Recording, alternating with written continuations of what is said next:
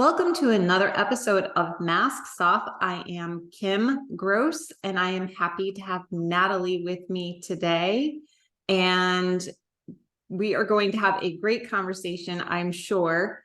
I had one idea of what I thought I wanted to talk about, and then this morning something else came up for me. And then Natalie just said, Kim, go with your intuition and let's see where that goes. So that's what we're going to do. And I feel like it'll be even juicier because we will be in the flow of what is up by using intuition. So I'm really glad that you are so agreeable. Thank you.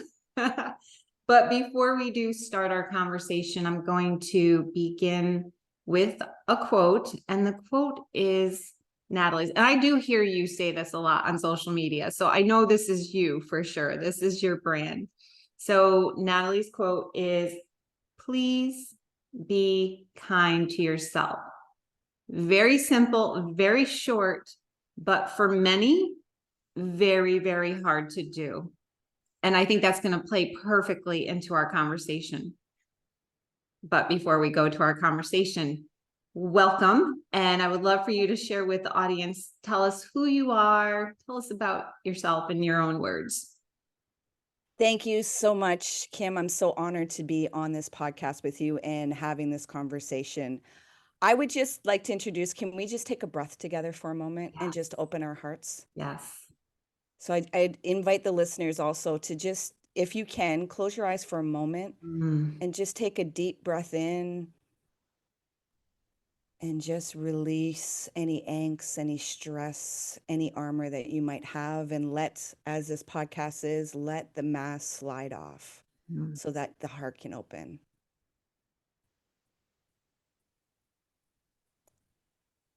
So as I said, thank you for having me here.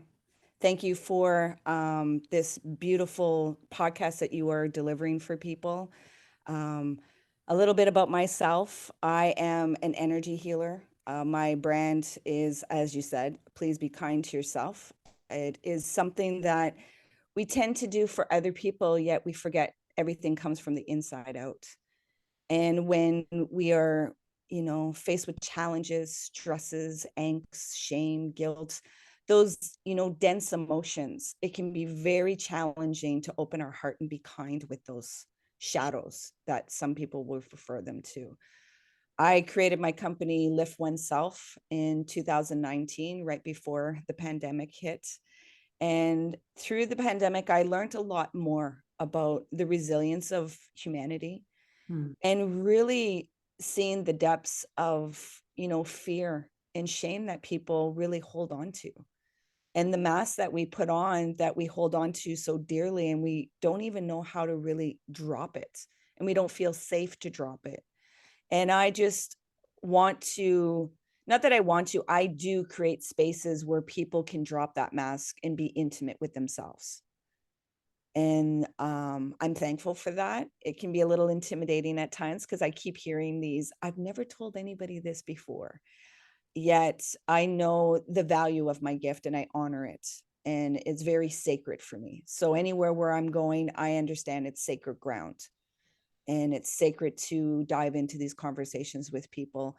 And the reason why I was using coach when I first started Lift OneSelf, yet I merged into energy healer, as we are filled with energy. And there's a lot of times we're holding on to too much energy and we're not releasing it to be an open vessel, to allow our heart to open up. And, there's somatic practices that I use, yet it's a lot of deep listening I use for people so that they can finally be honest with themselves, which is the most challenging thing that I continuously have to work on. Yet I've done so much work that it just comes naturally for me to be transparent with myself in places where other people, it's just a beginning aspect, and I'm able to guide them in that transformation, in that path of being authentic with themselves. And that requires honesty. And, are we allowed to use profanity in any kind of way? Yes. Okay. Yes. To call out our own bullshit. And it's difficult to call out our own bullshit. It's easier to point it on somebody else, yet to see ourselves and what we're doing to ourselves, how we're treating ourselves internally, is challenging to do with ourselves. And sometimes we do it in a part where we're actually beating ourselves up. Like, calling out the bullshit doesn't mean to belittle yourself and chastise yourself and shame yourself. It's being able to call out, where are you selling yourself short?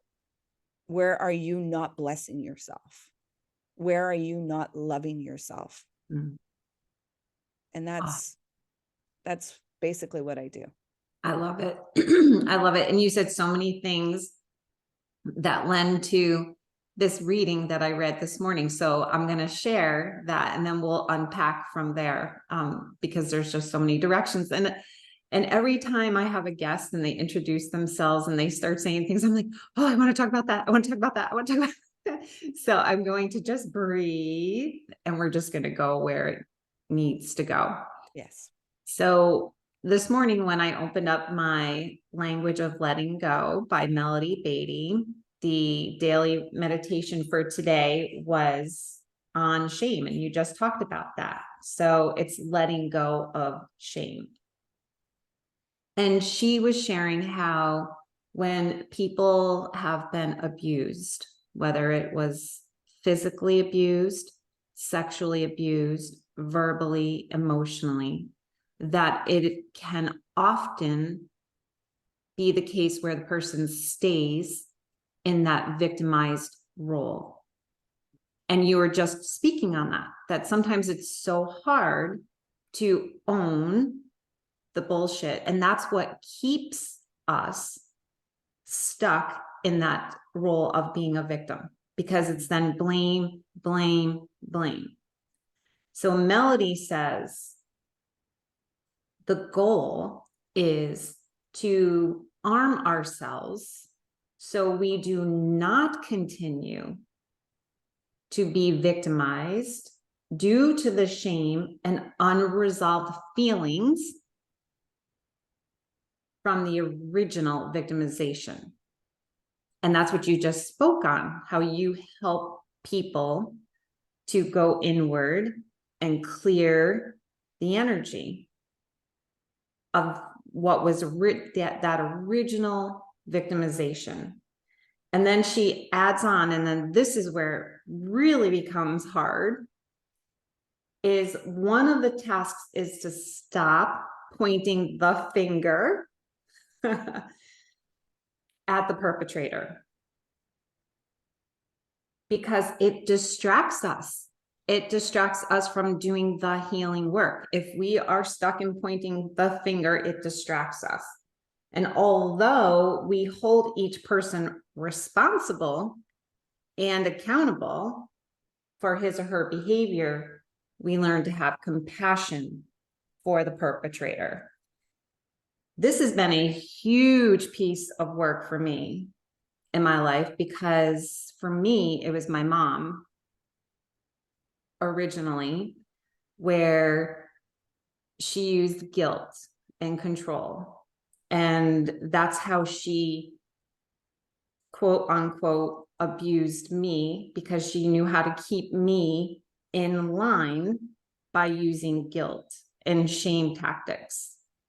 So I could choose to just keep blaming my mom. And even though she's deceased now, I could choose to continue to blame her and say, and there are many people that do. And listen, this is I'm not throwing shade at anyone who is still stuck in that place, because it's hard. It is hard work to stop pointing the finger and to take ownership and say, okay, I may not have done this. This person did this to me, but I have 100% responsibility to now respond differently. How do I want to show up for myself? And how do I want to heal what has happened? How do I want to set boundaries to stop the perpetrator from continuing to abuse me? So I just said so much. There's so much in there. Do you want to help unpack it? I would put in where I think it's challenging. When we were younger, we weren't able to really explore our emotions. So the reason why we go into blame is because we're not able to acknowledge that we're hurt, that we're in fear, that we whatever we're feeling, we don't know how to give it verbiage. So it's easier to put it on the action of the perpetrator, Yeah. which is valid. There was one word that you used where it's, they did this, but I need to show up. And there is no but, because but erases what actually happened to you. Yeah. It's an end in both. It's acknowledging that the actions and what happened to you were done. You were valid to have the experience of what you had. Now it's, what are you going to choose to do with it? Yes. Which is very challenging to walk that bridge to get to that next pillar. It can go with any scenario. And it is reason why we do our practices and use our tools is to be reminded that we have the power of choice with our mental states. And it is work. Like, it is work, because there's a lot of dense energy that if you have unresolved trauma from your childhood that you never learned to unpack, and all of a sudden at 40 you're starting to explore this stuff, you have to realize, like, there's 40 decades of energy that has been piled up and piled up and piled up. And what happens in those patterns is that there's behaviors and habits that have been created to protect that scenario, that state of mind, that narrator. And so always to come back, it's, a lot of times people think they'll have an epiphany and, oh my gosh, boom, I opened and I see it and everything's going to be fine. It's not going to come back. And it's like, please don't do that to yourself. You will bang onto a wall really hard.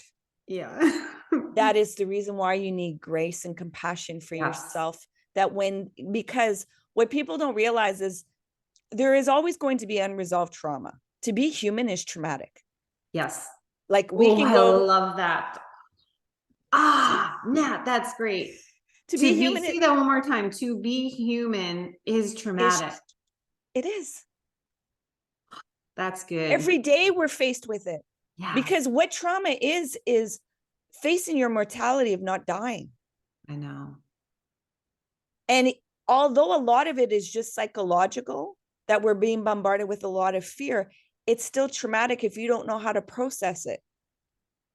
Because then it gets you spinning on a wheel and it has you in a rocking chair feeling like you're moving, but you're really not getting anywhere. Yeah. So that rocking chair is like that, trying to grasp for control and not knowing how to be in the uncertainty.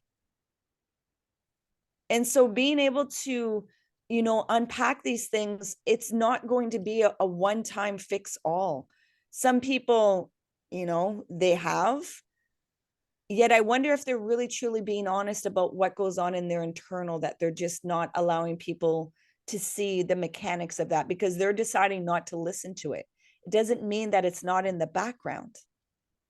It's just you have a choice of what you're going to listen to and what you're not going to listen to, what no longer serves you anymore. Can I interrupt for a second? Yeah, of course. I love that you just said that, because I have been lately becoming so keenly aware of how quickly and insidiously, when something comes up, that I can want to push it down. And it's only because I've been doing this work for so long and I'm so willing to go inward and be aware that I can catch that now.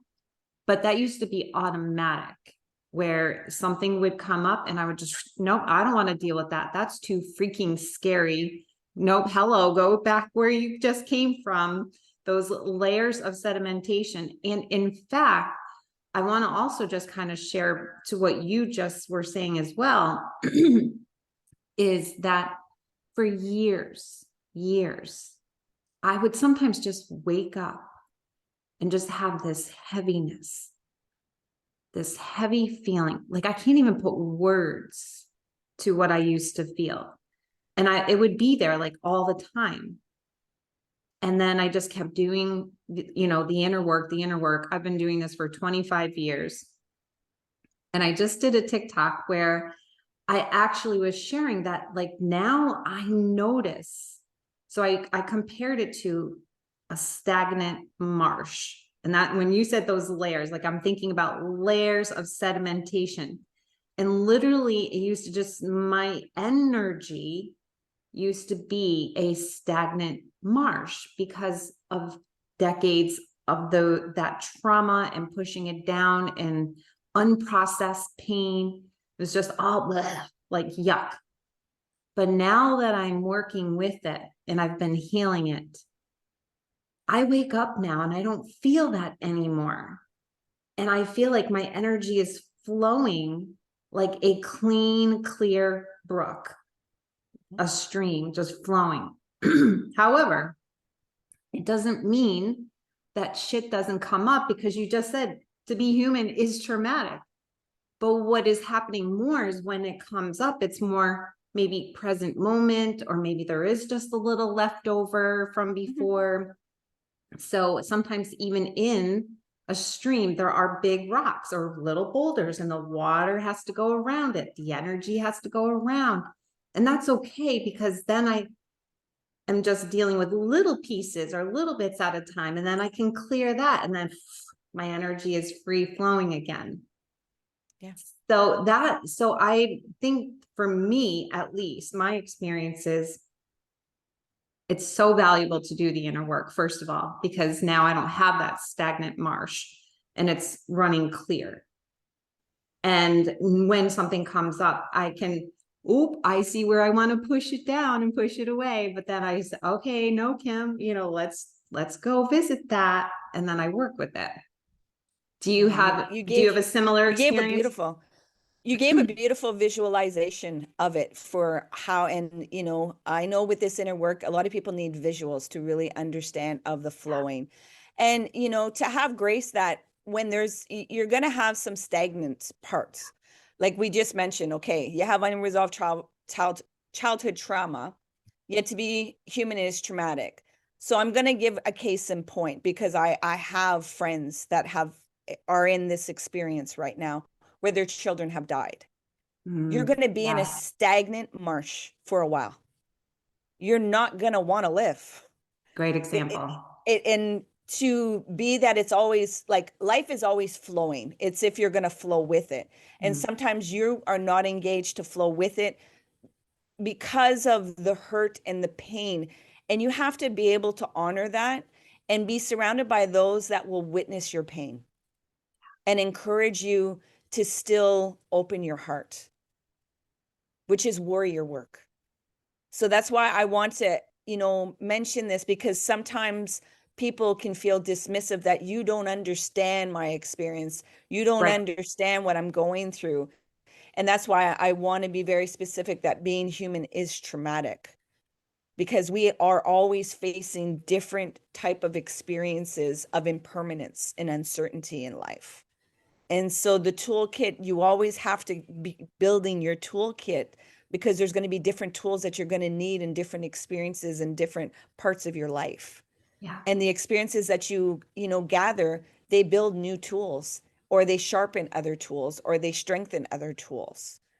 And that visualization, as you said, like it is a heavy, dense blawness that nothing's moving. It doesn't feel like anything is fertile. Nothing is vibrant. Yet you got to remember, in a marsh, there's still a lot of living creatures in it. And how I know how my life is, and always reminding myself that I am in the muck with my roots, but my lotus is going towards the light. But it is all in one. It's not, I'm just the lotus. I'm also the muck too. Because without the shit in my life, I wouldn't have a fertile ground. I wouldn't be able to relate with other human beings. I would be very dismissive, because I think what I want to call BS on is this toxic positivity. Yes. Just think it away. Just be more positive. And it's like, we're allowed to have fear. We're allowed to be sad, feel sad. We are allowed to feel angry. We are allowed to feel whatever dense emotions there are. That it is what it is to be human. Absolutely. And so we need to surround ourselves with people that want to empower us, to remind us of where the light is. And we often forget that it's within ourselves. We go seeking on the outside. And when it's dark inside, we can forget to wait, where is this light? Have I disconnected that far from the self that I'm not even knowing how to find my way back because it's so turbulent, it's so stormy in there. And it's okay to find people to help you. Of course we need to. Right? To help you find your light. Like, and you want people in your life that are gonna, maybe they shine it for you for a period of time. Like you talked about your friend, you know, who lost a child. It's going to be really hard for a person like that to find his or her light for a while. So, you know, you want to shine the beacon for them a little bit, but at the end of the day, you also want to find people who will help guide you back to, no, your light is in here. Yeah. That beacon, well, that beacon is always reminding you to go back within yourself. That's what I present. A lot of people think, oh, Natalie's so wise, Natalie's this. I'm like, I'm just speaking, which puts you back into yourself, to have confidence in yourself, to be connected in self. And don't you also feel maybe that if they're hearing wisdom in you, that what they're hearing in you is because they have it in themselves as well? Of course. Yeah. Of course. Of course. They just don't know that. They think that like, oh, Natalie's the wise one. Yeah. Oh, Natalie's the wise one. But the truth is, they can only hear your wisdom because they have it in themselves. And they can relate, because I can relate to the pain. Yeah. I can relate to the ego, which the ego is for me, how I see it is the nervous system. Because the nervous system has one function: don't die. Or your mortality. Yes. So the ego is created in that persona. And for me too, this death of the ego, it's like you need a persona to navigate through the world, unless you're going to be lost in it. Right. If you do not, unless you have people that are around you that are going to guide you. And I think what I am introducing is the integration of things, not the separation. You know, where you were mentioning, you know, this marsh, some people can feel like it's a demon. Everybody has different languages, you know, and how we say unresolved trauma, that could be like the original sin. So it's the original, and like sin, what that is just, you have forgotten love within yourself. Yeah. You've forgotten to be in the love within yourself. You just got disconnected from it. And you're in scarcity and survival. And when we are in scarcity and survival, we have very animalistic traits and actions that we can do that are very violent and unkind.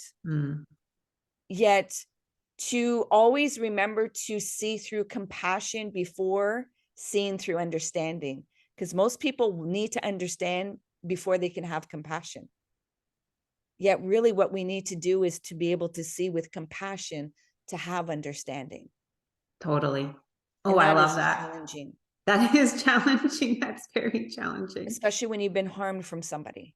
And that goes back to Melody Beatty. That's exactly what she was saying in that quote as well. So that was full circle. I also want to just come back to one other point where you were just talking about the ego being, you know, how did you say it? Like it's more of a protective. Okay. So, and since this is masks off, let's wrap it up and tie it into masks. And so, for me, I have worn the people pleaser and the perfectionist mask, and both of those masks were born to protect, right? So if I just am pleasing and perfecting, then I'm going to have in my mind, my little girl mind, I'm going to have the love and the attachment that I so desperately want, because for my survival, I don't want to have my caregivers reject me or abandon me. So let me just keep pleasing. Let me just keep perfecting and performing. And if I do that, then I will quote unquote, feel safe. So what about you? Do you have any that? Oh, I have many masks. I have many. I have many masks that I have integrated. And, you know, I've been the rescuer. I still am, but I've flipped it. I've been the people pleaser. I've had abandonment issues. I've had sexual trauma. I've had emotional, psychological trauma throughout my life, like not just in childhood, throughout my life. And so all these narratives of survival, I'm thankful that in the core of all those masks, there was still kindness. Yet the kindness was pushed outwardly more than it was received inwardly. Yet it was still inside also.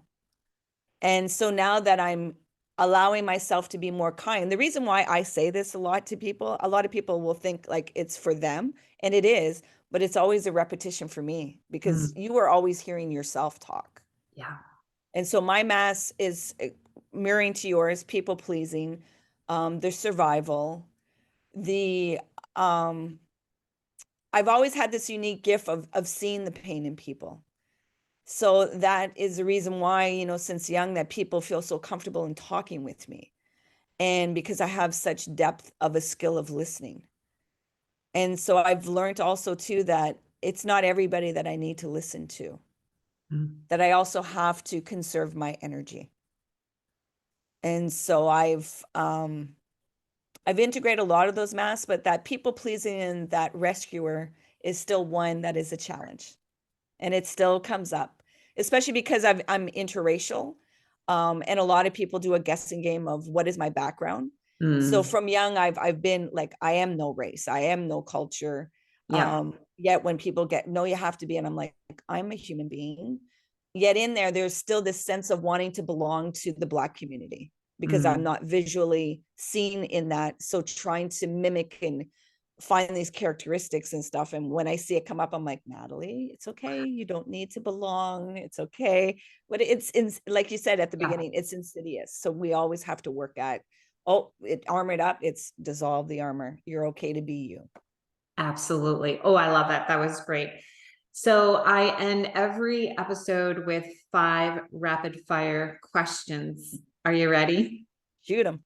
Okay. What is your favorite food? Oxtail.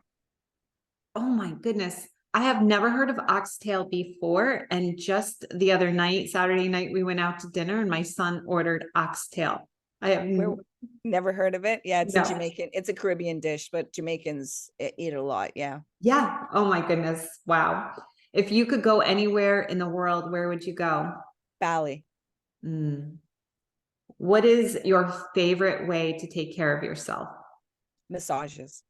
Mm, me too. Massages, or actually the hot and cold plunges. I go to a spa, a Swedish spa. So doing the saunas and the cold plunges and resting. I really Mhm. enjoy taking care of myself that way too. Beautiful. Name one book, if you can, that has changed your life. The Untethered Soul. Mm, yep. Do you have one tip or one takeaway for the listeners? Be kind to yourself. Oh, it's beautiful. That's a great way to wrap up the whole episode. Beautiful. I love it. So, do you have any let the listeners know how they can find you if they're looking for you? You can find me on the Facebook, on Instagram, on TikTok under Lift OneSelf. That's LIFTONESELF. You can also find me on my website, which is www.liftoneself.com. And just reach out. And I also have a podcast, which is called, again, Lift OneSelf. So you can find me on all the major platforms where you can listen to podcasts. And Kim was a guest, so you're able to hear our incredible conversation that we had. And reach out to me. I engage with my community, and no question is a dumb question, so please bring them, and you might find an opening by asking that question for yourself. I just want to say that I loved doing the podcast, your podcast. That was amazing. And I want to say that I feel like I got to know you on an even deeper, richer level this time. I really did. I'm not just saying that. I really did love this conversation. I really felt like we connected, and you really are the wise one. You really do have so much wisdom. And yes, I know I'm hearing it because I have it too, but I really want to say that it was a beautiful conversation. And thank you. Thank you so much for being a guest on Masks Off. It's been an honor, and thank you. And Kim, continue to take care of yourself, to be kind to yourself, and continue to be that warrior that you are. Thank you. Oh, I will. Trust me. So thank you everybody for listening to another episode of Masks Off, and I will see you next week.